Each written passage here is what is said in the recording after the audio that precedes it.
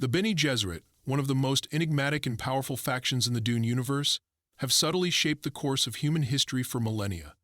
Neither a government nor a military power, they wield influence through patient genetic manipulation, ideological control, and the calculated use of spiritual mythologies.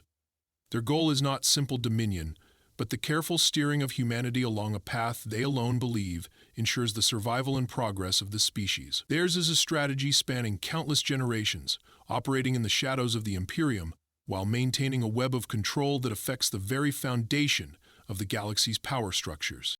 At the heart of the Bene Gesserit's philosophy lies a profound belief in human evolution, both physical and mental.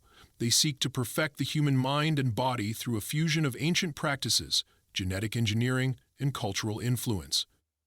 This order, often misunderstood by outsiders as a sisterhood of witches, possesses a far more complex legacy, one rooted in discipline, knowledge, and a relentless pursuit of control.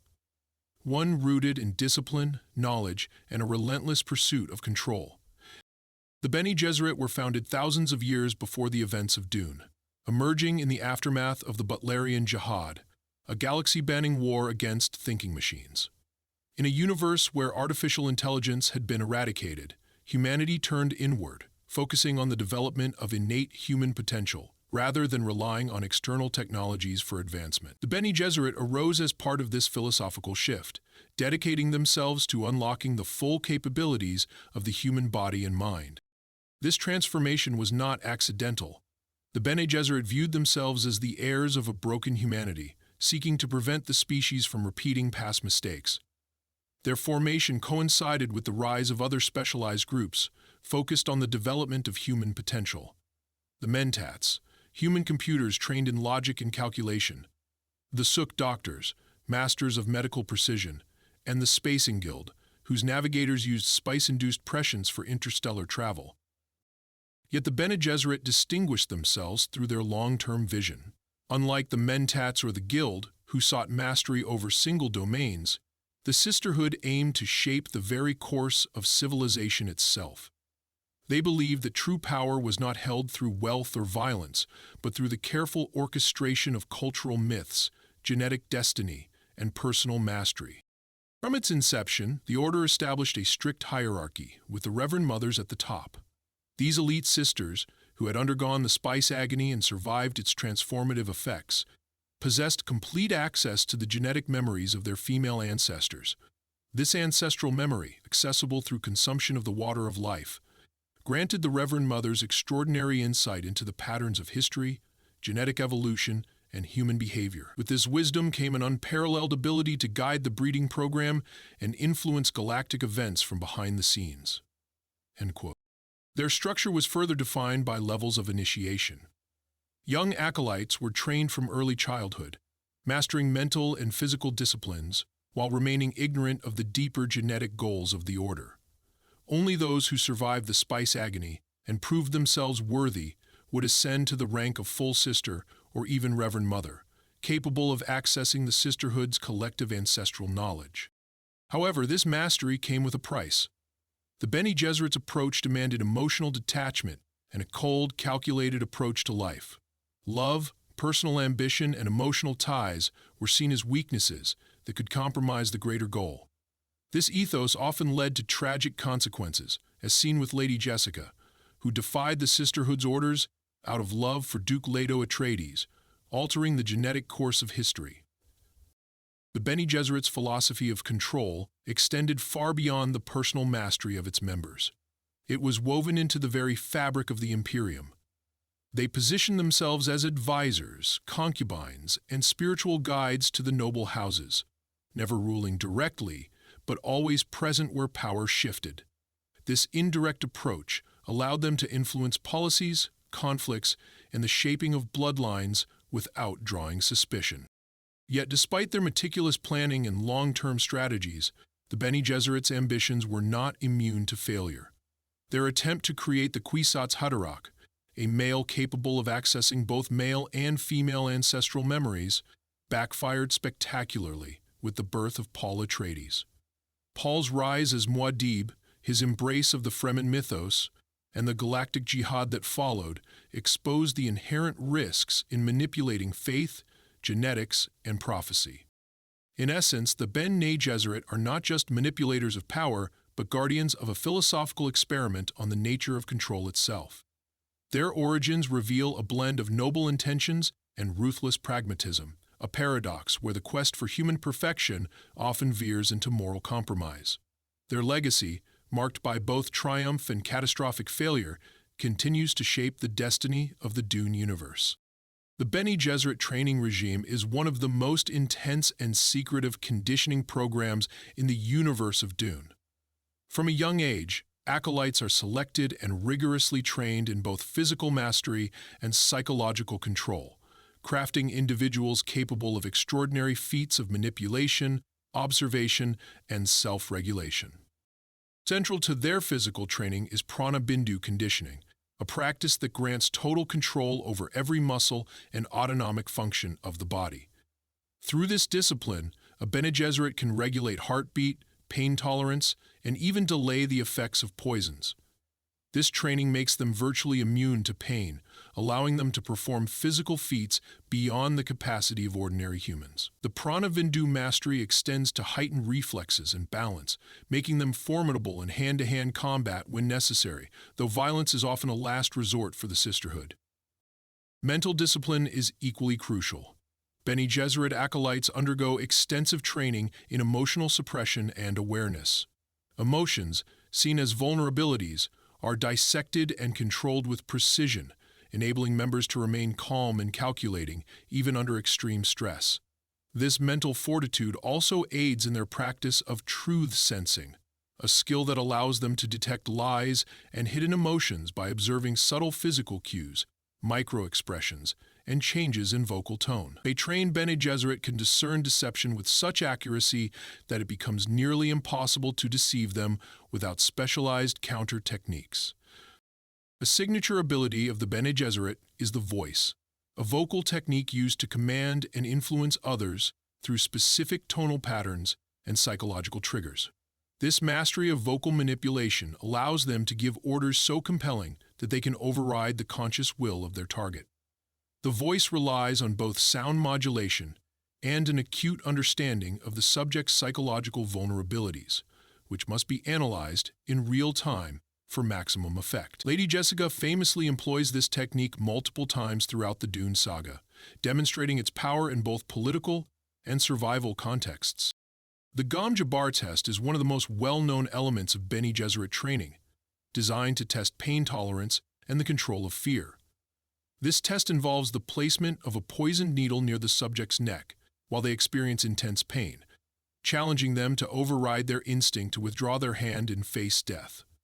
It is a measure of true human potential, separating those who can control base impulses from those ruled by them. Paul Atreides undergoes this trial early in Dune, demonstrating his exceptional control and signaling his potential as the Kwisatz Haderach.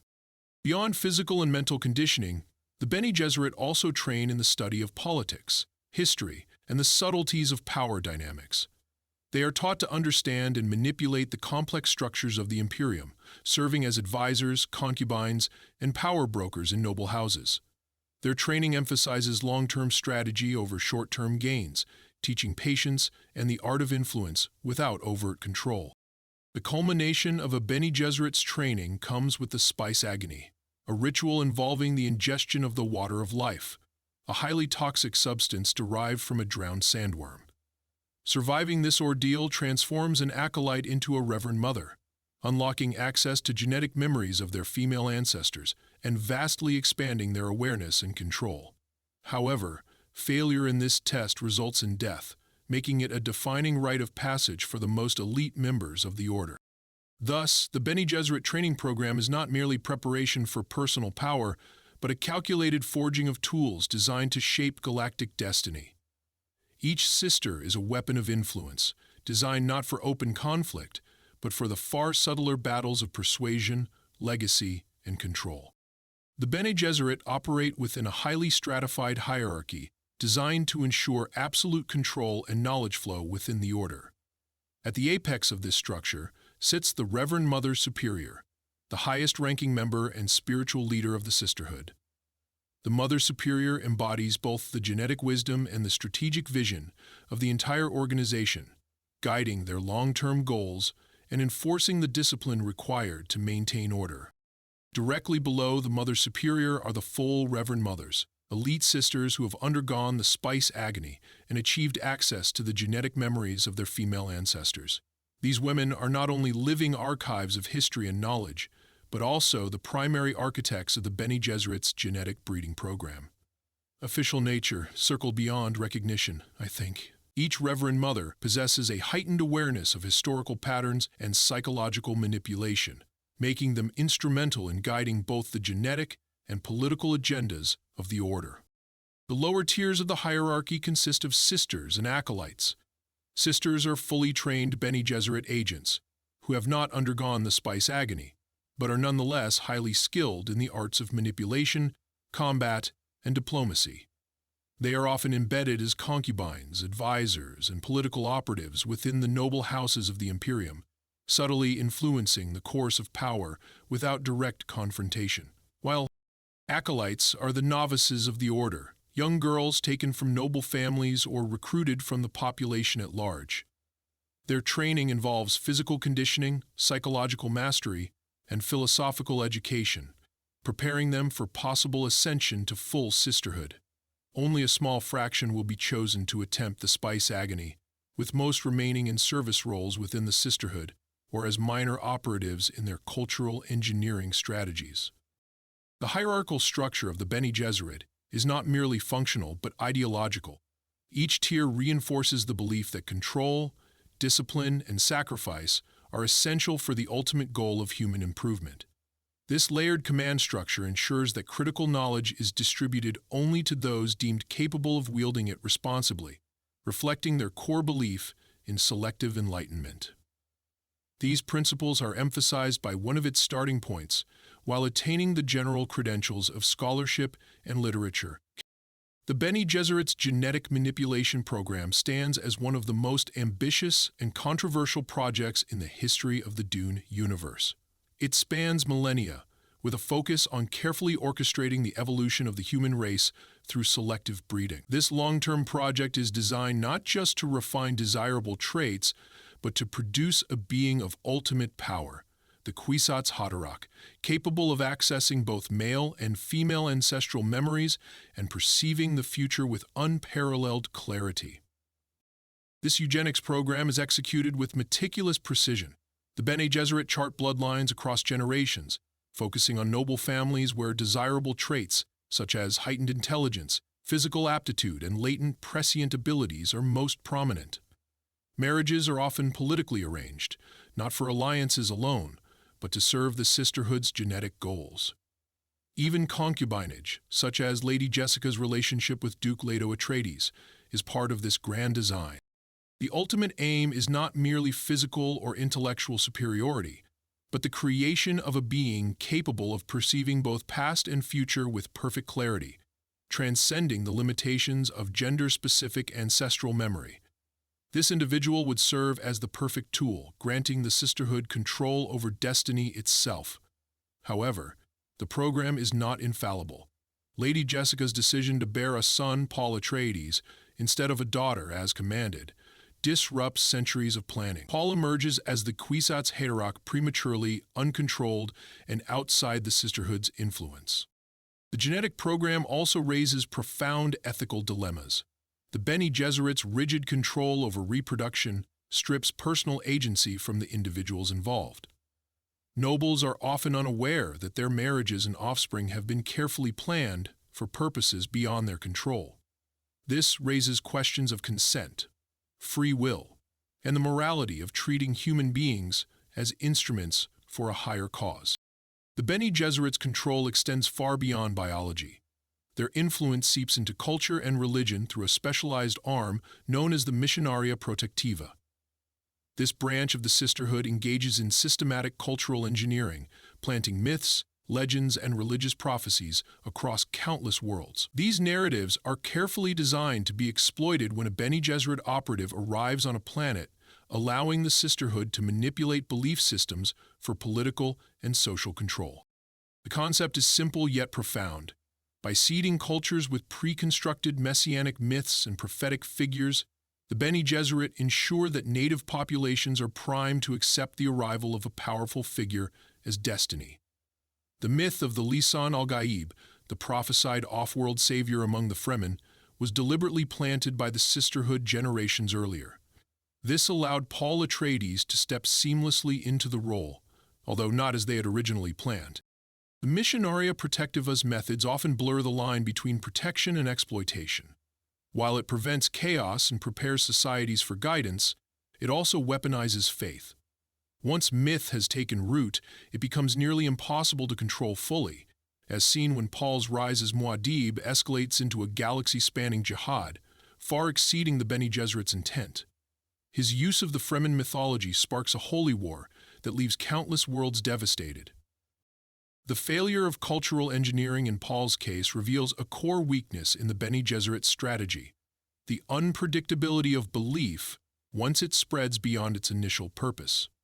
Faith and mythology, though carefully constructed, can take on a life of their own, evolving into unstoppable forces that no single group can manipulate fully. The true brilliance and danger of the Bene Gesserit lies in how their genetic program and cultural engineering interconnect.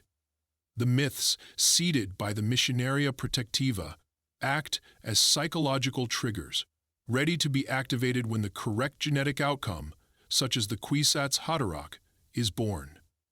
This dual manipulation of both body and belief reveals the depth of the sisterhood's ambition: complete control over both the physical and spiritual evolution of humanity. Yet their failures are as significant as their successes. Paul Atreides' rise represents a catastrophic loss of control, while Alia's tragic corruption due to ancestral memory overload shows the unintended consequences of accelerated genetic experimentation. The Bene Gesserit, despite their wisdom, are often blind to the chaos created by their own interference.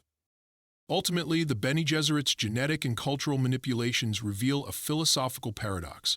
Can true progress be achieved through control, or does the attempt to guide evolution inevitably backfire? Their legacy stands as both a triumph of human mastery and a warning against the dangers of unchecked influence.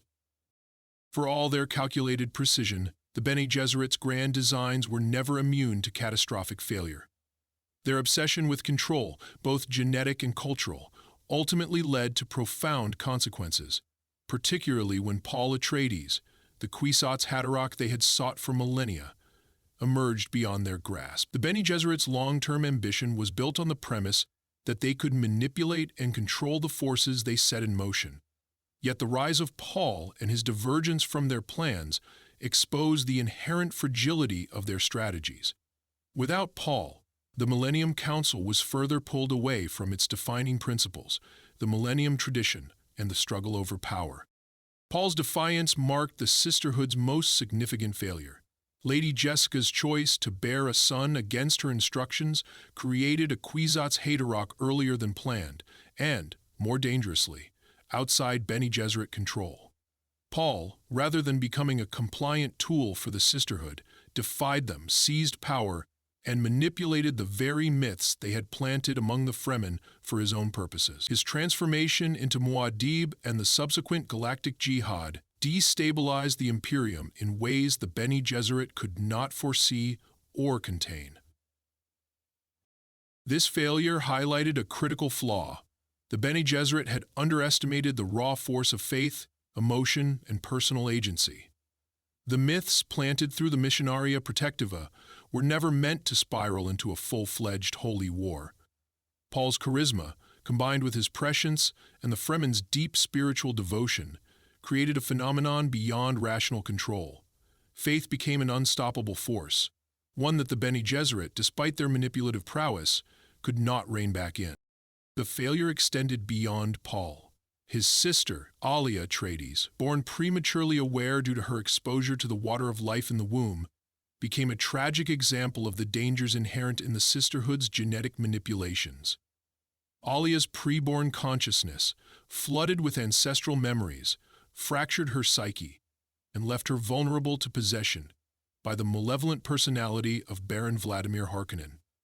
Finally, at the start of the original trilogy, the faction between the two tidal forces, Baron Vladimir Harkonnen and Harris Walker, her descent into madness and eventual self-destruction served as a grim reminder that tampering with consciousness and memory carried consequences even the Bene Gesserit had failed to predict.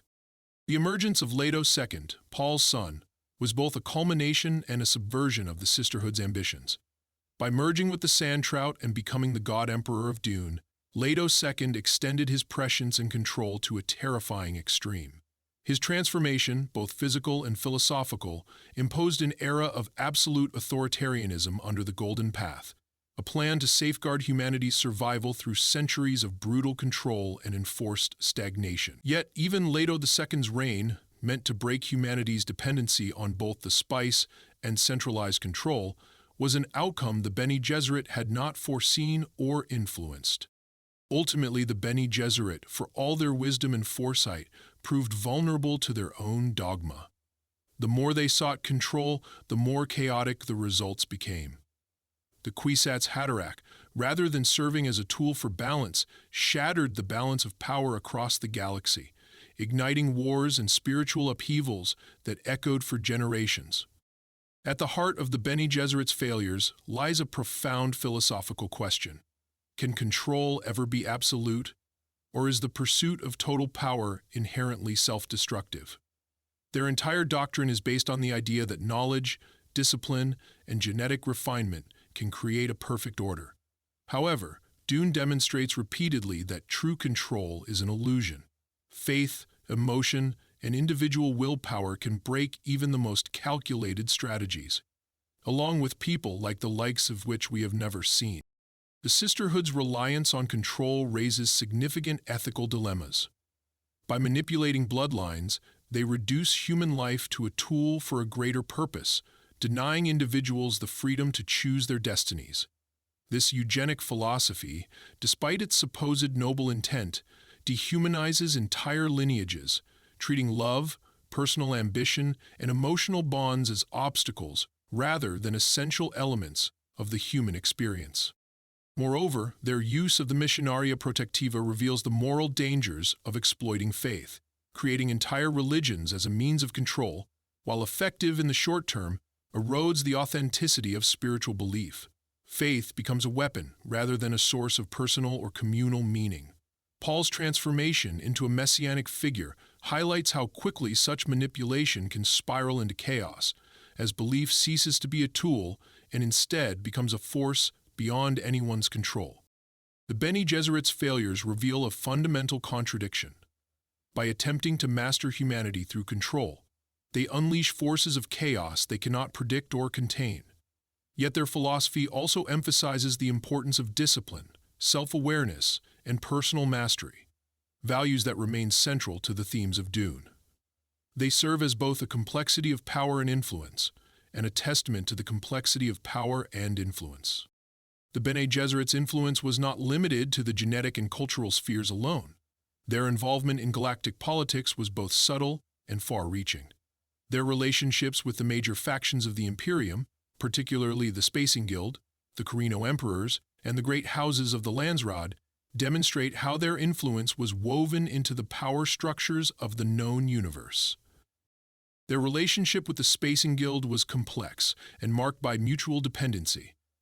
The Guild, reliant on the spice melange for prescient navigation, often cooperated with the Bene Gesserit, as both organizations shared an interest in preserving order and controlling the flow of power. However, the Guild's obsession with preserving monopoly over space travel often clashed with the Bene Gesserit's more long-term evolutionary goals, leading to moments of tension when Paul Atreides upset this balance during his rise to power. The Bene Gesserit's interactions with the Carino dynasty were equally delicate. For centuries, the Sisterhood worked closely with House Carino, ensuring that Bene Gesserit concubines and advisors were embedded within the royal court. Shaddam IV's reign, however, saw a weakening of their influence, as he resisted Bene Gesserit control and became increasingly paranoid about external manipulation. And this tension came to a head with the fall of House Carino and the rise of Paul Atreides, a disruption that shattered millennia of quiet guidance and plunged the galaxy into chaos. The Bene Gesserit also cultivated relationships with the great houses of the Landsraad, often embedding Bene Gesserit agents as concubines, wives, and spiritual guides. Lady Jessica herself exemplifies this strategy, placed within House Atreides not just as a political pawn, but as a critical component of the sisterhood's breeding program. Yet this system of influence was fragile, as Paul's rise revealed. Once the balance of power shifted, the Bene Gesserit's embedded agents became powerless to halt the revolutionary momentum he unleashed. This web of influence highlights the central paradox of the Bene Gesserit strategy. While they sought control through subtle influence, their avoidance of direct power left them vulnerable to catastrophic shifts, as demonstrated by Paul's unexpected ascent and the rise of the Fremen-led empire. The Bene Gesserit's long-term legacy is both profound and tragic. Their efforts to control human evolution, culture, and politics have left permanent scars on the galaxy. The rise of the Kwisatz Haderach, the collapse of House Carino, and the subsequent reign of Paul and Leto II transformed the galaxy forever.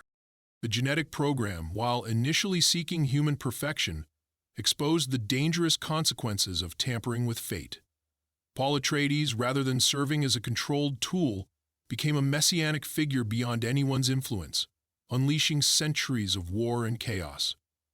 His son Leto II took this control even further, becoming a tyrant so powerful and prescient that he sacrificed personal freedom for species-wide survival. Culturally, the Bene Gesserit's impact resonates long after the events of Dune. Their manipulation of myths and the seeding of prophecies shaped entire civilizations.